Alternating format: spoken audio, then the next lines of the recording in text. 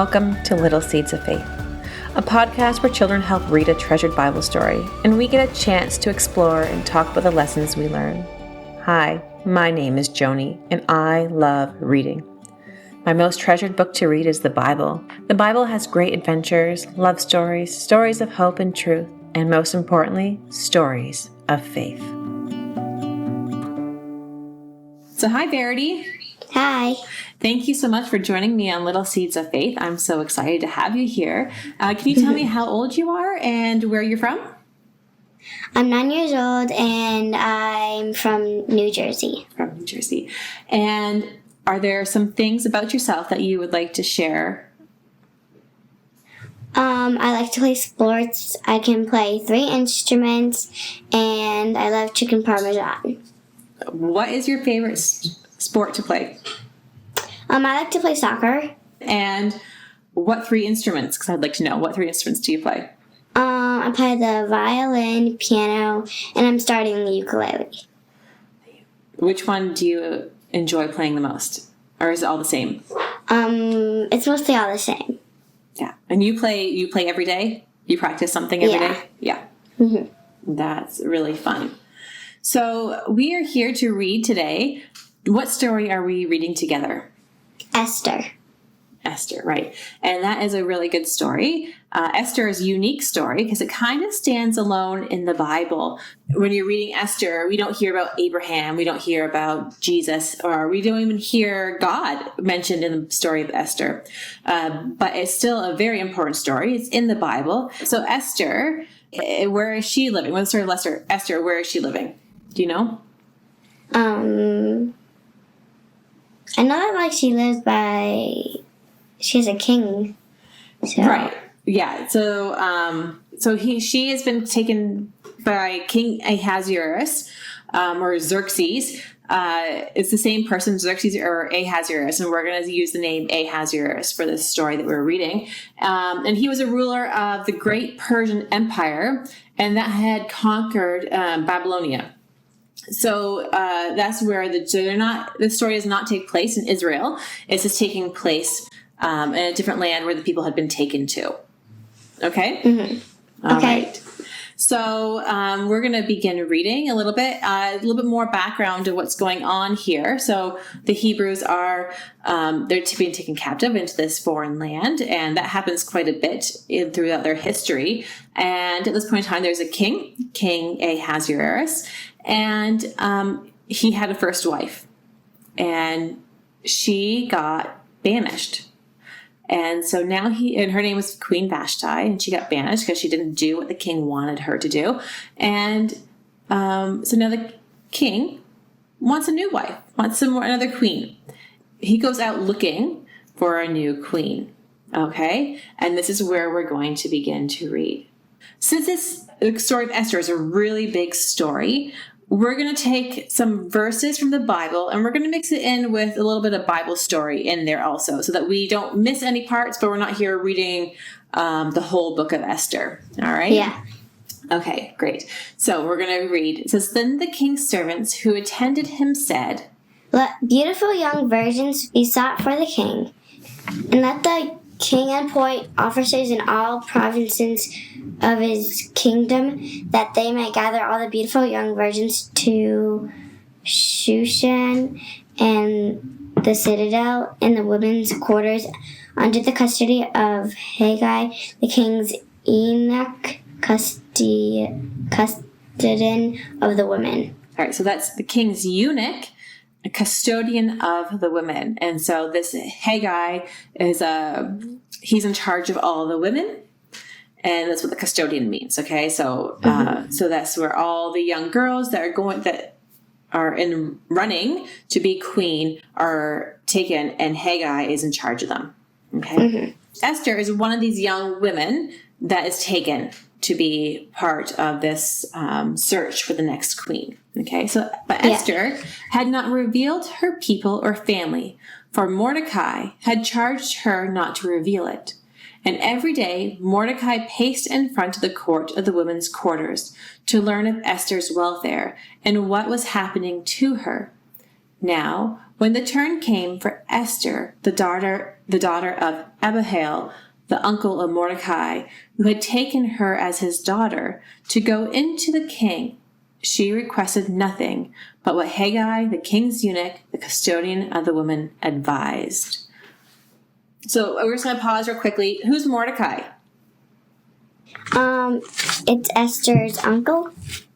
Esther's cousin, and he's older than her. Yeah. And he's been taking care of her because Esther's parents are no longer alive, so he's in charge of her, and he's a little bit worried of her. And so when she's in this running to become queen, he's every day he goes to the gate and checks up on her. All right, you can continue. And Esther obtained favor in sight of all who saw her. So Esther was taken to King Ahasuerus. Very good. Into the royal place in the 10th month, which is the month of Tebeth, in the 7th year of his reign. The king loved Esther more than all the other women, and she obtained grace and favor in his sight more than all the virgins. So she set the royal crown upon her head and made her queen instead of Vashti.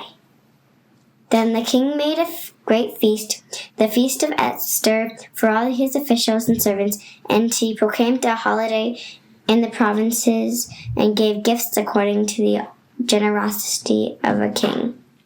So Esther is chosen as queen. King has fell in love with her. Okay. Since Mordecai was always around the castle checking on Esther, he began to hear all kinds of things. One day, Mordecai, who had ears for everything, learned of a plot against the king's life. He quickly passed the information to Esther, who informed the king. The culprits were charged and hanged. The king says, "Write an account of the whole affair in my royal records." After these things, King Ahasuerus promoted Haman. Now here's another character, Haman, the son of Hammedatha, the Agagite, and advised him and set his seat above all the princes who were with him. And all the king's servants who were within the king's gate bowed and paid homage to Haman, for so the king had commanded concerning him. But Mordecai would not bow to pay homage. One thing we didn't mention at the beginning when we started reading Verity was that there's a few characters in the story, and we need to make sure we get these characters right because they're all so important, okay? So we have Esther, who's now queen. We have the king. We have Mordecai, who is Esther's cousin and is really good for him. And now we have this other character named Haman. And who's he in this story? He's very the king's advisor, kind of like his helper, I guess. That's right. He's an important guy to the king, right? And so every time so the second in command, he's up there. So every time he goes outside, what are the people are supposed to do? Bow down to him. Yes. But Mordecai doesn't. And so how do you think that makes Haman feel?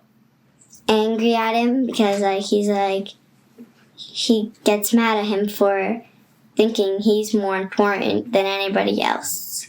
Yeah.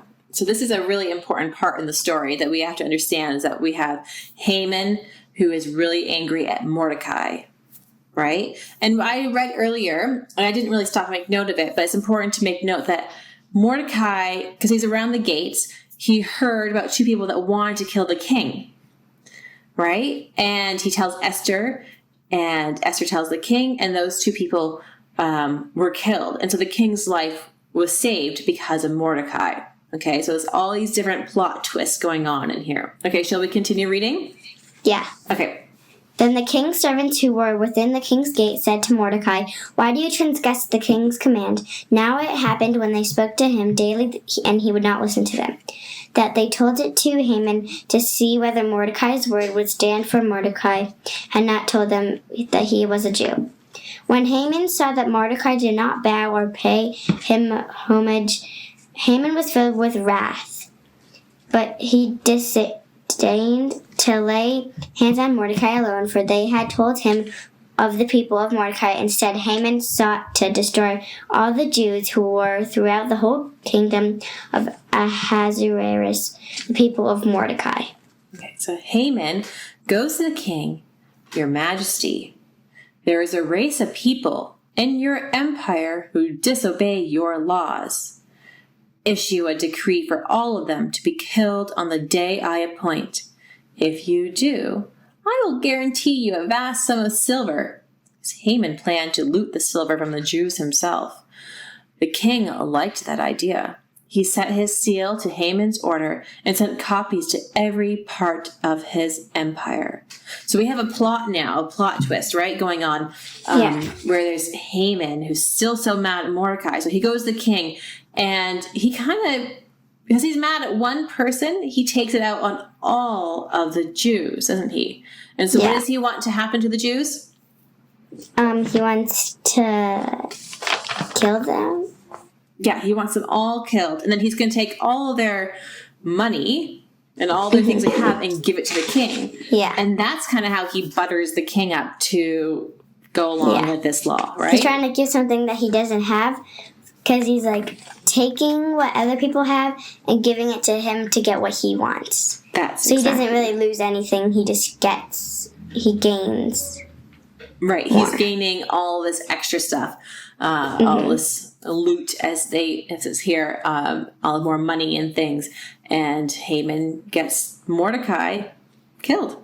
Okay, let's see if this plot happens. Okay.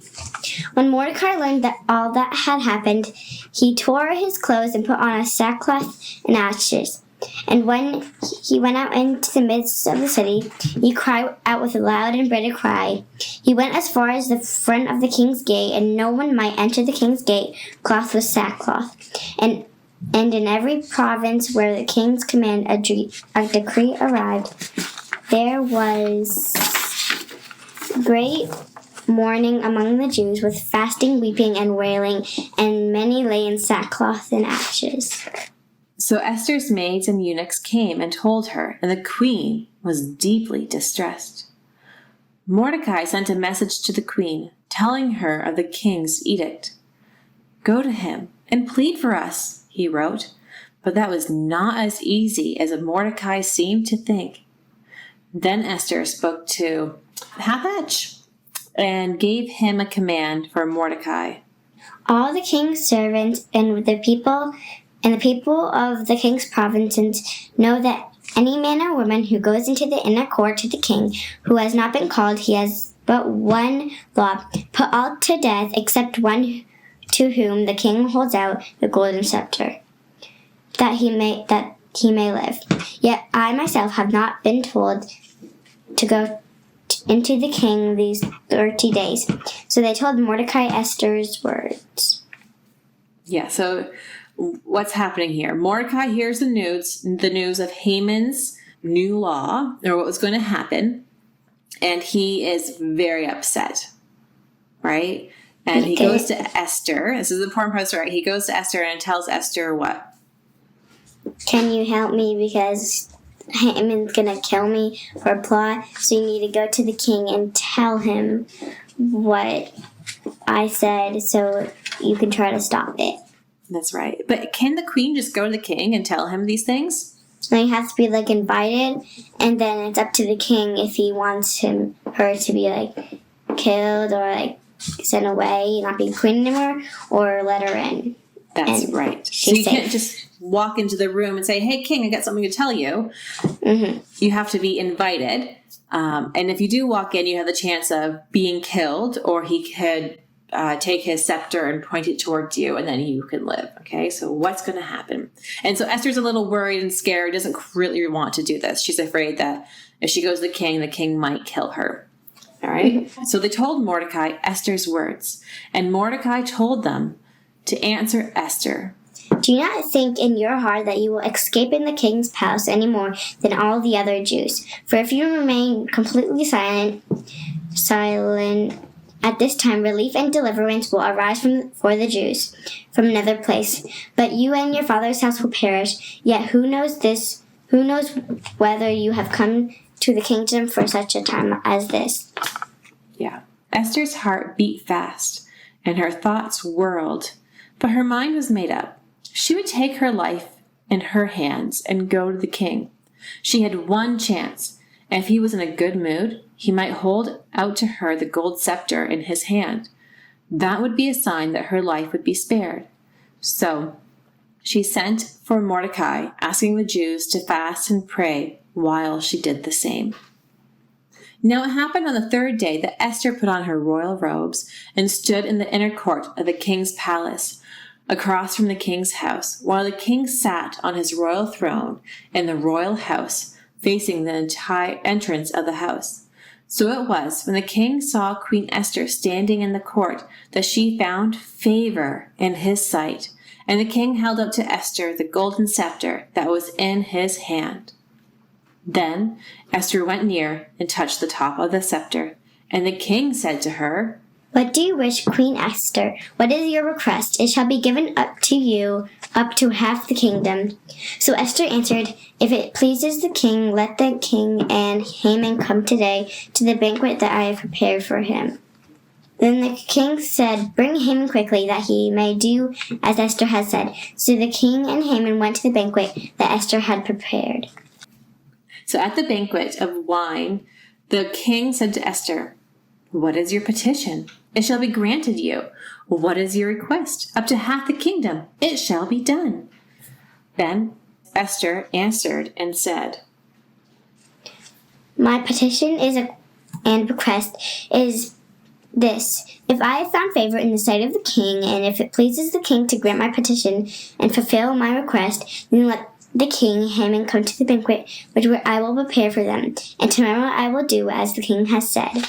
Haman leaves this dinner party, and he thinks to himself, "Even the queen respects me." And he goes and tells his wife all about it.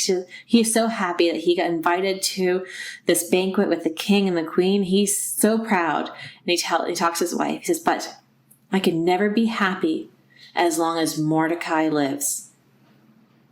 "Then build gallows and hang him," his wife suggested. Haman set to work at once, then went to the palace to ask the king's permission for the execution. But something happened that night. The king could not sleep. So someone was commanded to bring the book of the records of the Chronicles, and they were read before the king. And it was found written that Mordecai had told of the two of the king's eunuchs, the doorkeepers, who had sought to lay hands on King Ahasuerus. Then the king said, "What an honor or dignity has been bestowed on Mordecai for this." And the king's servants who attended him said, "Nothing has been done for Mordecai." So the king said, "Who's in the court?" Now Haman had just entered the outer court of the king's palace to suggest that the king hang Mordecai on the gallows that he had prepared for him. The king's servant said to him, "Haman is there, standing in the court." And the king said, "Let him come in." So we have the king who can't sleep at night, and he gets someone to come and read to him. And when he's reading to him, he finds out that Mordecai saved his life. And he's like, "Did anything happen to Mordecai for saving my life?" And nothing was done, right? No reward was given to him. No reward was given to him. And so at this time, the king says, "Well, something needs to happen to him." And so he says, "Okay, well, who's in the court who can help me reward Mordecai?" And there was a servant that said, "Well, guess what? Haman just entered the court." And the king says, "Great. Let me ask Haman what can be done to for somebody who saves the king." Okay? So he says, so Haman came in, and the king asked him, "What shall be done for the man whom the king delights to honor?" Now Haman thought in his heart, "Whom would the king delight to honor more than me?" Haman's just thinking about himself. And Haman answered the king, "For the man whom the king delights to honor, let a royal robe be brought, which the king has worn, and a horse on which the king has ridden, which has a royal crest placed on its head. Then let this robe and horse be delivered to the hand of one of the king's most noble princes, that he may array the man with the king's delights to honor. Then parade him on horseback through the city square, and proclaim before him, 'Thus shall it be done to the man whom the king delights to honor.'" So Haman comes with this big plan, thinking the king's going to honor him, going out riding a horse, wearing a special robe. But the plot takes a turn, right, doesn't it? He doesn't know that it wasn't meant for him. That's right. He's thinking, this would be great. This is what I really want. But it's not for him. Man, that takes the wind out of Haman's sails when he finds out. Next part. And so the king says, hurry, take the robe and the horse as you have suggested, and do so for Mordecai the Jew, who sits within the king's gate. Leave nothing undone of all that you have spoken. So Haman took the robe and the horse, arrayed Mordecai, and led him on horseback through the city square, and proclaimed before him, thus shall it be done to the man whom the king delights to honor. Haman was boiling with rage, but dared say nothing against his enemy now. When at last Haman reached home, his wife shook her head sadly. Your luck has turned, she said, that Mordecai is going to be the better of you in the end, after all. At Esther's second banquet, Haman was silent and sick at heart, but the king was in good spirit. He smiled at Esther and sipped his wine, and then asked, what is it you want? Queen Esther, you shall have anything you ask for up to half my kingdom. Then Queen Esther answered and said, if I had found favor in your sight, O king, and if it pleases the king, let my life be given to me at petition, and my people at my request.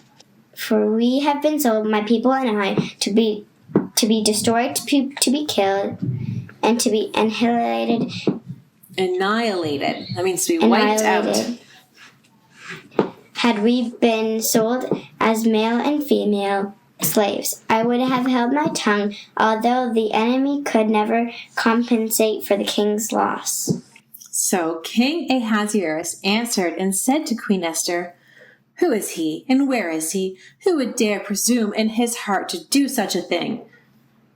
And Esther said, the adversary, the enemy, is this wicked Haman. So Haman was terrified before the king and queen.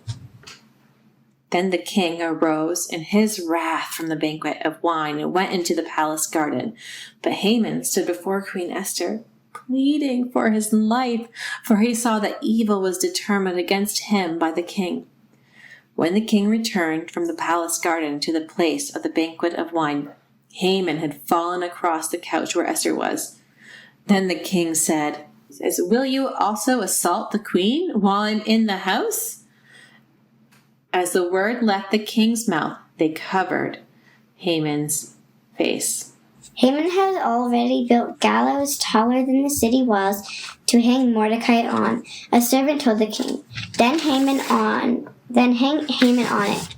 The king shouted, Mordecai shall be prime minister in his place. Haman was dragged from the room, half dead with terror. Then Esther begged the king to change his order to massacre the Jews. Once made, my laws can never be changed. Xerxes replied, but you may add what you wish to the law, and it shall be sealed with my seal. Mordecai drafted another order, giving all Jews the right to arm and defend themselves on the day appointed for their order. When that day arrived, many of the people were afraid to attack the Jews. They knew that Mordecai and Esther were both Jews, and they had the king's protection. The Jews showed no mercy to their enemies. The Jews have never forgotten Esther's courage in risking her life for her people. To this day, the book of Esther is read on the anniversary of Haman's chosen day of vengeance. Thank you, Verity, for reading that with me. So the end of the story there, we haven't really stopped to talk about what happened at the very end. So Esther has these banquets, and the second banquet comes, and Haman's so upset that day because he had to lead Mordecai around the city, right? And Esther finally gets up the courage to tell the king that her people are ordered to be put to death, right? Mm-hmm. How does the king take that news? He takes it as that he's mad because he didn't know, and that he didn't know he was going to kill his queen. And so then he got really mad and he stormed off. That's right. He stormed off. So when the king storms off, Haman starts pleading for his life.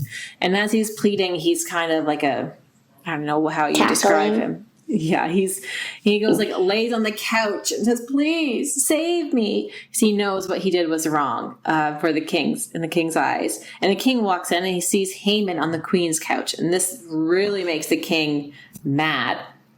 And then they cover Haman's head and they drag him out. And what happens to Haman? For the gallows he made for Mordecai, he got put it on himself. Yeah, he got hung himself. He got hung on his own doing. Once there was a law in place, could you change the law?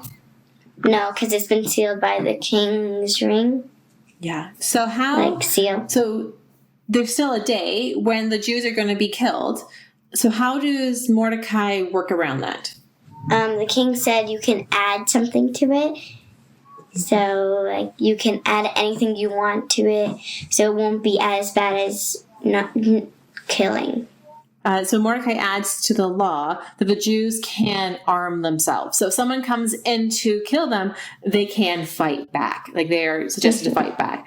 And the people, all the king's people, they are very scared to go out and kill the Jews that day, because the Jews are going to show no mercy at all. And they knew that Mordecai and Esther, who were Jews, were protected by the king, so they knew not to go and try killing them that day. So I'd like to ask a question about a character in the story. Who showed the most faith in this story?